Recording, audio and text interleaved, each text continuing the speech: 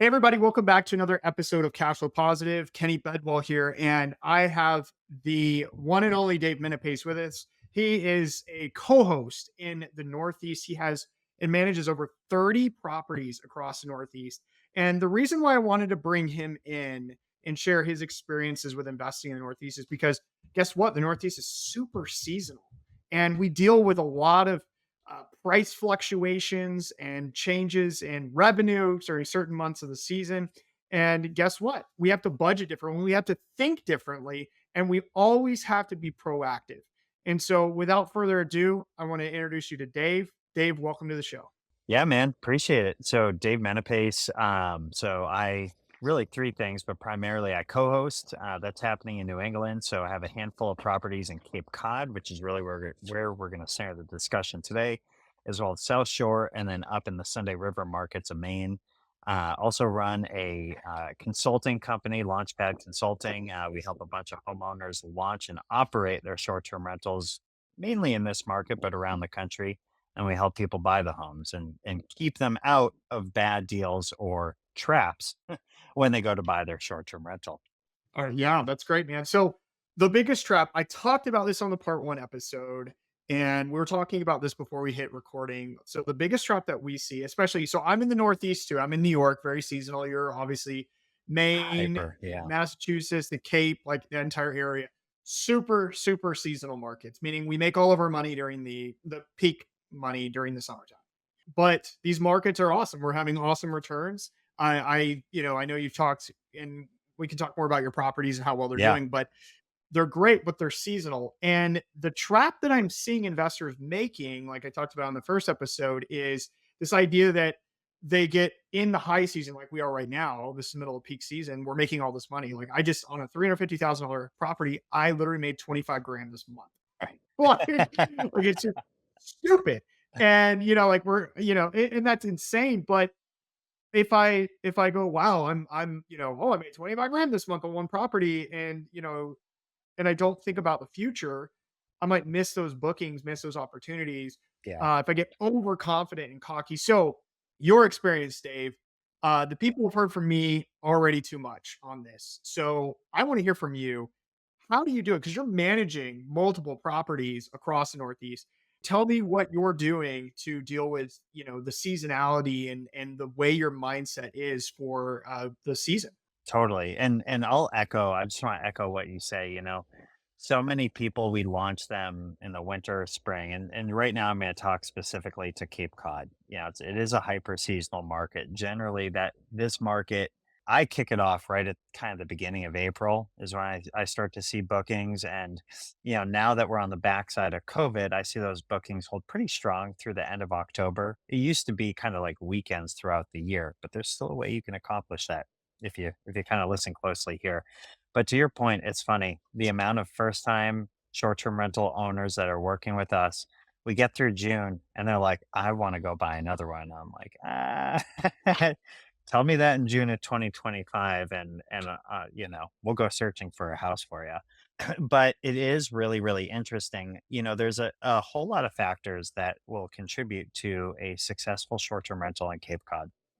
I want to run through that bullet point list because then the decisions that you make based on pricing and marketing, they're going to depend on some of these things that you might have in your home or not have in your home. And that's really going to dictate what your bookings look like. Right. And what I will say is, there's about, I think it's like 15,000 short term rentals in Cape Cod. I still don't consider it to be saturated. For example, I'm at my cottage here in Dennisport. My house is the only house on this entire street, at least for like 300 yards towards the beach, that's a short-term rental, right? If this was really that saturated, every single one of these houses would be a short-term rental, and it's not. So there's a ton of people that come down to vacation that do not rent their home out, or if they did, they don't do it anymore. So I wouldn't get too wrapped around the axle on that. First thing is going to be location, right? So if you're looking to buy a home here in Cape Cod as a cash flow positive property, it's got to be walking distance to a beach, generally speaking. Beach or like a pond or a lake or something like that, but usually the beach. Why? Well, we found that occupancy is much stronger in those shoulder seasons, even end of March if it's warm, end of March through end of May is pretty solid prime vacation time here, Mhm. especially if you have like a 2 or 3 bedroom home, something that you might be able to price so it's affordable either for, 2 guests or 5 to 6 guests, something like that. And the fall ends up doing really well for those guests as well. Something that you might not know is that most of these beaches are dog friendly outside of the summer. So allowing dogs and being walking distance to the beach is like a home run for guests that have a dog.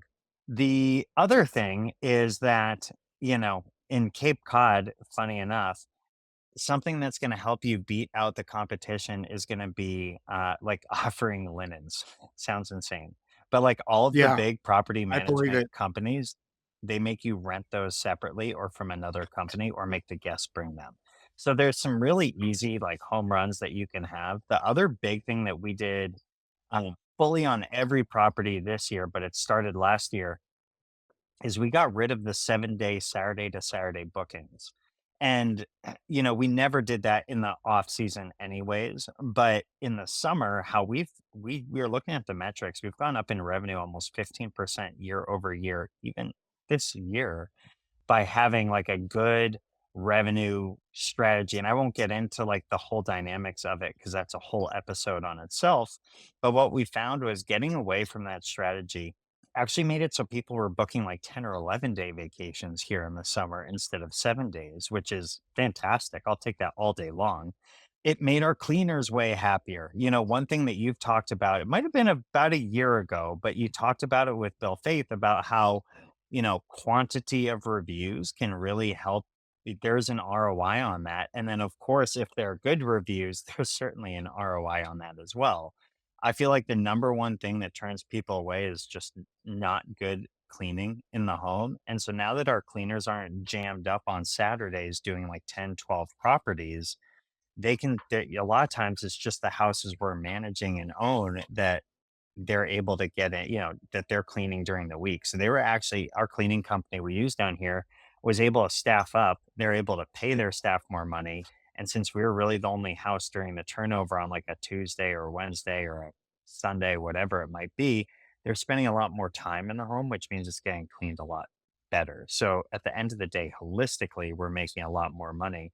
Where I see a lot of people fail is they're trying to hold that same pricing in the shoulder season and in the off season. And the other place that people fail is they're trying to hold this summer's pricing for next summer.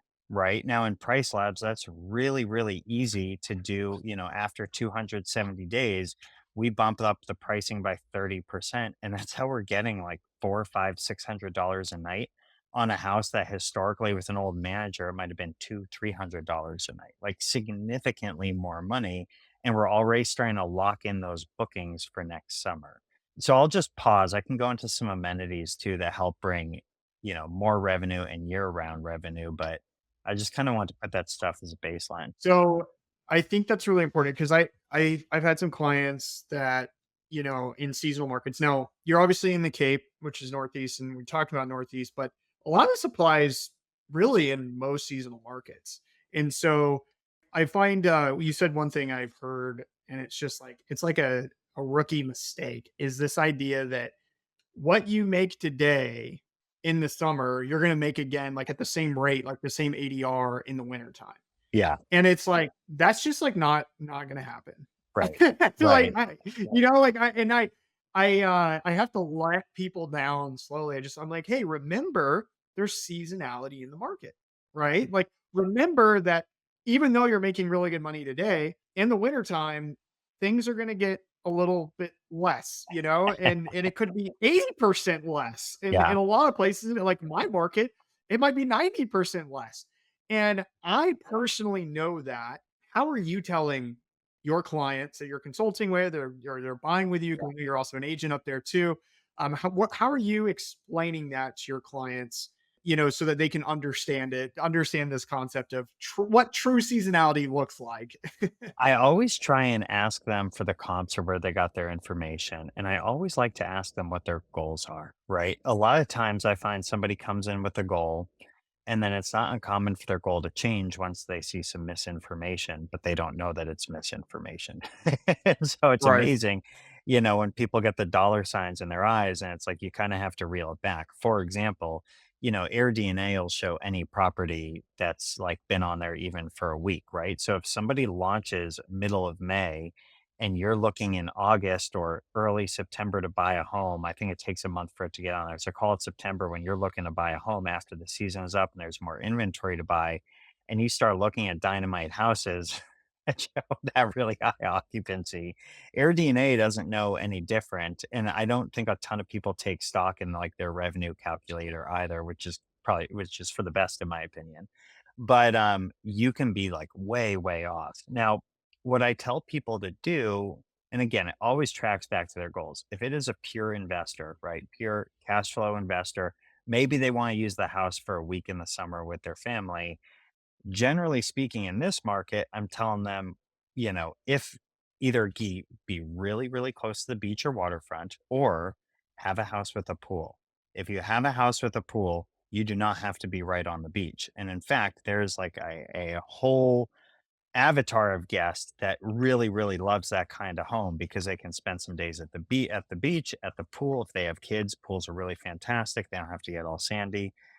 If you're near the beach and you want to hold winter occupancy, I suggest getting a small hot tub. Doesn't have to be huge, doesn't have to be a $15,000 hot tub. There's not a ton of data on this, but I say, look, do things that are going to be interesting to everyone in the family.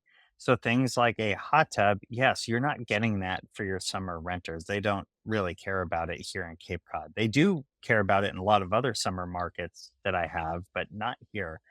But once you get to like October and November and December, you have a lot of teachers too that like have time off around the holidays and things like that. They'd love nothing more than chilling in a hot tub in the winter in Cape Cod and just getting some time off. So, there's these I think a mistake and a trap a lot of people fall into is saying, well, none of the other houses have that, why do I have to? Right. And what I'd like to say is, if you want to stand out and be a top 1%, these short term rentals, they're like an ATM machine. If you don't put money into them, don't expect to be able to take money out of them either. And I think we're still in this phase where I think a lot of people just cut it too close with their budget and they have these grand ideas run at certain numbers. And I see it. I see it a lot of times, unfortunately, where people bow out from going the last 20% on their updates and reno and things like that, and just sort of feel like once I get the money, I'll make these updates. And it never ever materializes. So, you know, things like a hot tub really do help in that winter occupancy and pull you through. I'm not a huge fan of midterm rentals in this market, and we can save that discussion too, but I'll pause there. Well, I think that that's a really good point about the amenities because when you're talking about the hot tub, I see a lot of people like you said, the skimping. Like I literally just before this call I had a conversation with a client and he was like, he's dumping considerable amount into a property, but he's also doing a renovation. So I'm like, look, you're spending about 150K. Now, about 75,000 of that is towards the renovation because he's got to update the bathrooms, kitchens, things like that. So it's like, okay, you got that. And then you're spending another 75 in a pretty popular market, but it's going to look good, but not great. And I'm like, let's say that this investment, 150,000, let's say it makes you 150,000 and the property has the potential to make 200,000 if you invest an extra 100K. Let's look at your cash flow. And the reality is for every additional dollar that he makes, it literally almost translates directly to cash flow. So the return on spending that extra $100,000, he's like, I don't want to spend any more, like I don't want to do this, like because it's like it's just more money. And it's like, I get it, but your cash flow is going to go up. Like it's literally like a 50% return, like just for spending an extra 100K and 50% cash on cash, everyone would be freaking out. But it's hard for people to wrap their minds around like spending the extra money to get squeeze the more dollars out of the property. Now, I'm a big one that says like there are diminishing returns for every dollar you spend, but you need to understand that if the property has a potential to do a certain amount and you don't invest in it, then it's never going to reach that potential. So I think that that's interesting. And hot tubs are great. seasonal amenity, not necessarily a summertime amenity. I mean, even though maybe in the Cape that sometimes they do, but and swimming pools, very seasonal as well. And they help boost. So I had a client, or not a client. It was a comment on YouTube, one of my YouTube videos, and someone was like, "How do you?" It made me kind of chuckle. They're like, "How do you budget?" And I want to ask you this question: how do you budget for the off months on some of these bigger expensive properties where you're going to be lucky to break even? Maybe you break even, but like maybe you don't. Okay. And Yeah. that's fine. Like some of my months suck in the wintertime. So how do you budget for that? And they literally, they asked too, do you borrow money from other people to cover those expenses until you make money in the summertime? That's what made me chuckle. Yeah. No, no, no, no. Yeah, I mean, to that end, for a long time, like this market is so hyper seasonal that for a long time we would accept our last guest right after Thanksgiving and literally just not have the calendar open again until like the first week of April. And a lot of And people still do that. a lot of people do, honestly. I would say a lot of my owners do that. They use like those 4 months as like a time to go visit the property, casually make some updates and like different things like that. There are still restaurants open here, not as many, but there's still restaurants and like good things to do. And it doesn't really snow here because we're right on the ocean. So that happens a lot. What I say though is, when you're buying a property, you got to be smart with your budgeting. Obviously, you need to know what your monthly expenses are. And of course, they'll be up a little bit with electricity and a few things from guests using amenities and things like that. But, forever, we would essentially shut down the bookings at the end of November, and we still had no problem covering the mortgage pretty much through till the next year. And it took a few years to finally get that to be higher and higher and higher. So then we could like take that money, reinvest it or owner distribution, things like that. And now I barely rent this out because I just use it the whole time. But what I do coach people on is pretend like zero income is coming in for like 3 or 4 months, and that's not a bad thing, it doesn't mean it's a bad investment. Again, you always gotta Oh, start with whatever the owner's goals are. I usually call that like your job well done time, like, enjoy the fruits of your labor, use the house, you weren't gonna get a ton of bookings anyways, but you know, it goes back to the purchase, right? Buy something that's within your means and don't go just like blowing all the cash that you make in the peak seasons.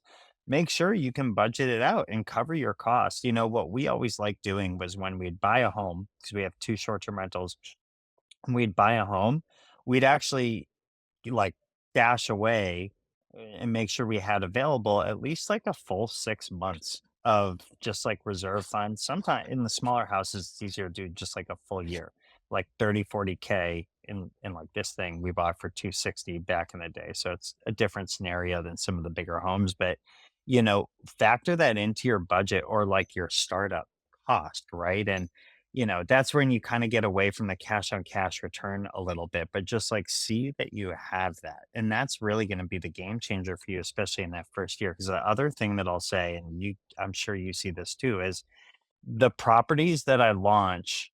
I have these two chalets side by side in one of the markets, and they're both gorgeous and they're like the exact same thing. Very similar, anyways. And one makes about 30% more than the other this year. Why? Well, it just has more reviews and has been online for longer. They both offer the same thing. The other one will catch up to that one by the end of this year. But I do find that the homes that are newer, unless you've gone the distance and you've got all these cool amenities, which is Cape Cod's an easy place to do that in because there's not a whole lot of places that offer much. You do have to just like give things time, right? So when I actually write a pro forma now, it's really interesting. I show the cash on cash after 2 years and after 5 years. I show it after 1 year, but I expand it out, and then you could add, return on equity as well, but again, it's just like, what are you looking at? And well, you know there's always a ramp up period. Yeah. A lot of people, though, the biggest, the two things I hate in our space, and I think it's because of hotels. It has to be because of hotels, but people get so focused on like average daily rate, so ADR, and occupancy for the year. And I'm like, it changes every freaking month. Like why is it like, it's like you should be focused on yearly gross revenue and then understanding when you're going to hit certain revenue numbers so you know how to budget your property. Like, I can't stand it when someone's like, "Well, what's your ADR?" And I'm like, during the winter time, which is like $300 on my one property or 250, I which is my know. minimum. I won't charge Yeah. less than that. Or during the summertime when it's like $1,700 a night. Like, Yeah. which one? And they're like, "Oh, like, I didn't know you could do that." And it's like, it's seasonal here. You Yeah. know what I mean? Even when I talk about, like, Newry and Bethel, yeah, I break it into 4 seasons. Right, right, exactly. And, like, really, like, so it's like, it's more so of like, what am I grossing on a yearly basis? And then on a monthly basis, what is my occupancy and what is my target ADR that I'm trying to hit? But we're making adjustments, we're making changes even during the high season. We're budgeting during the high season. It's like this month, cool, I need 25 grand. Well, sweet. I've got 25K of like money that I can go. I'll probably end up with 20 for cash flow. Like, that's literally how much money, like cash flow, 20 grand in 1 month I can take. But I'm going to take literally like 10 or 15 and save. I have an amount. I say, look, I need at least 20K to last the winter months to cover all my expenses. I don't even have to rent the property out if I don't want to. I'm going to because I'm not going to be there, but like, I don't even have to rent it out and I'll be fine. But that's a different mentality than, like, going somewhere and just, like, letting it not budgeting like that. It's just you have to think differently with Totally. seasonality. What I will say too, real quick, like, one sort of differentiator also is that, like, the waterfront homes, even if it's not swimmable beachfront, but, like, the waterfront homes, if you have one of those in Cape Cod and you throw a hot tub in it, like on the deck or something like that, you're actually going to see at least weekends booked year round. That's like your one sort of like that's a good card to play. But it is important that you put that hot tub there. Otherwise, there's no reason for people to go outside in the winter on the deck in Cape Cod. Right, Um, right, exactly. you know. It's like, you're not gonna be grilling, not gonna be having a barbecue, I'll tell you that much. Yeah, and Um, those I properties are more expensive, obviously, but they're worth it. what's really something funny, I get these questions from people in the Northeast. I don't know if you get them. Like, they're like, "Dave, should I add a hot tub to my property?" And you're like, Yes. duh.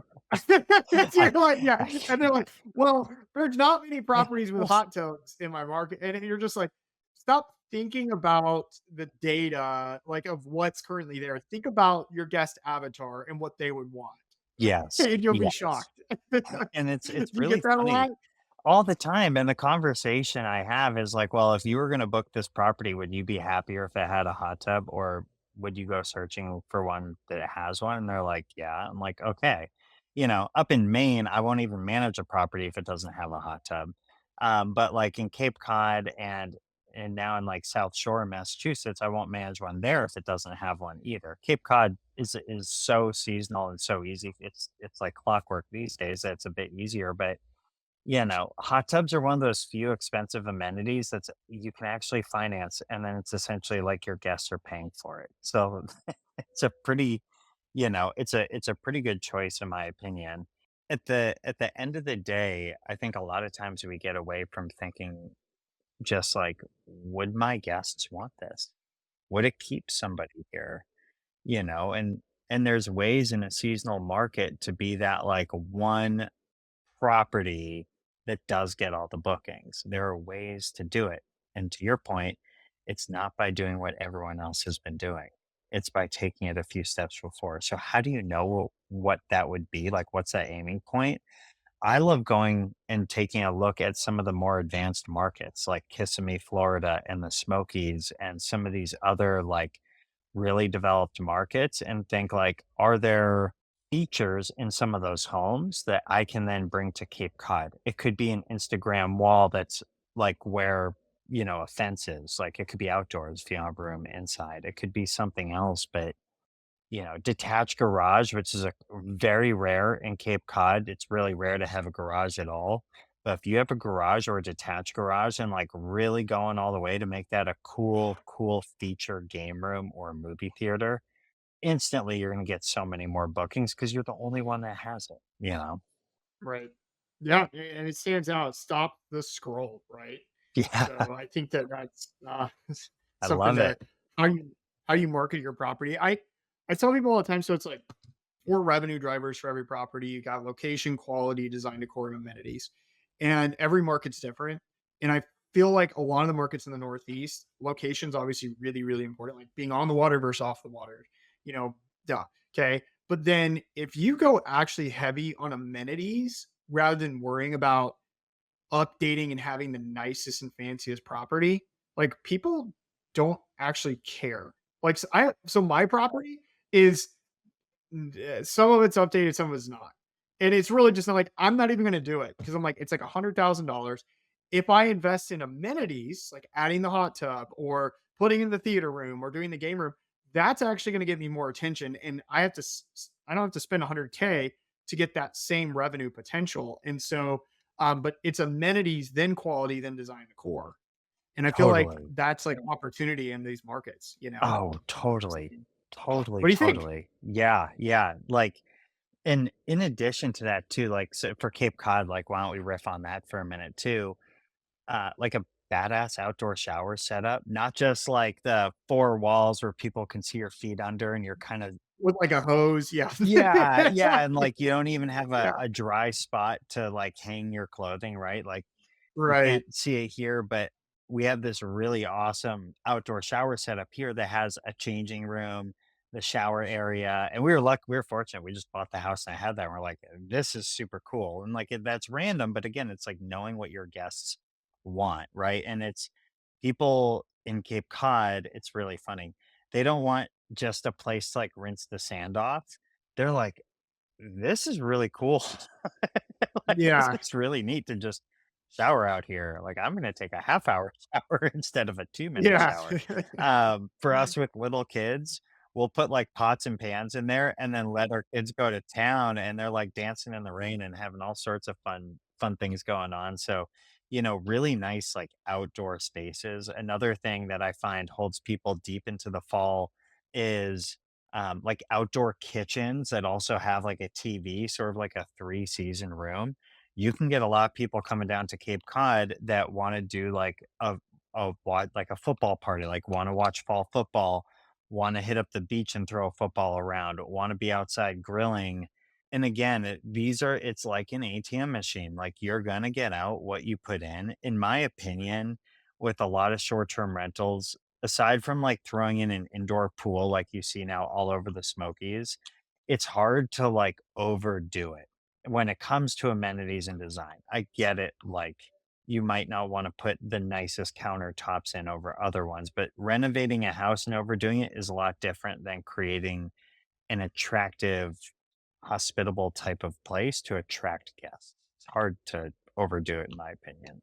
I really like that. Dave, how many properties do you own and manage now? So we own 2 and we manage just under 30. I think we have signed on like 31 with a few going live soon. And about half of them are here in Cape Cod, which is where it all started in 2019.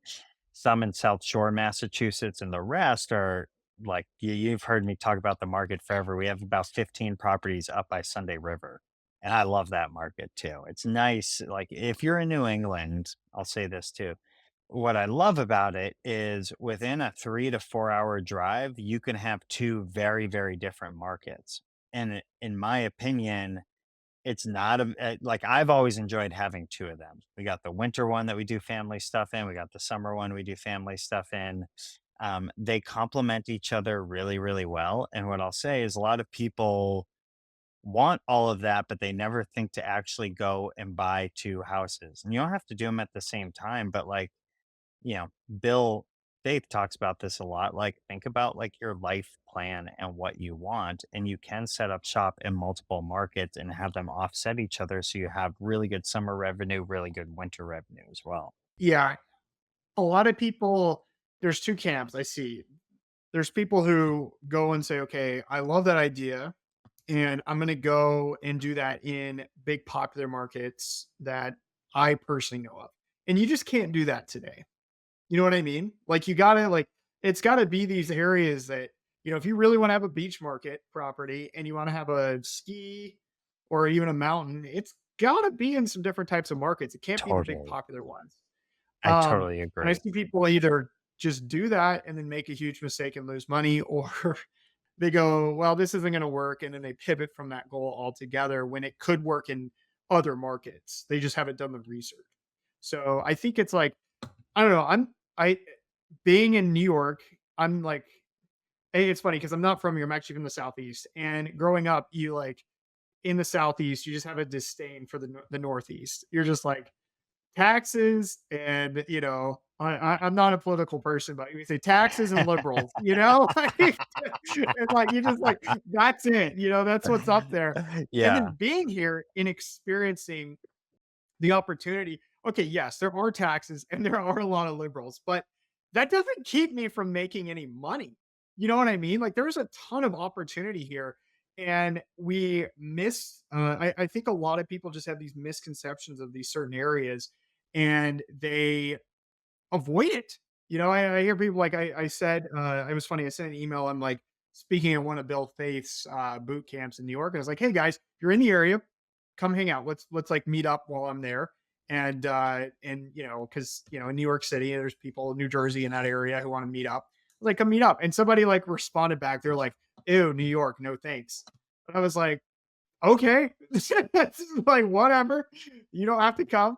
And, it's like there's other times, but other places. But I think there's a natural disdain for the Northeast, which keeps the herds out and provides a ton of opportunity for investors like you and me to find great properties, beat the competition, and not have to overwork like these people in the Smokies or Kissimmee, Orlando area, even more so.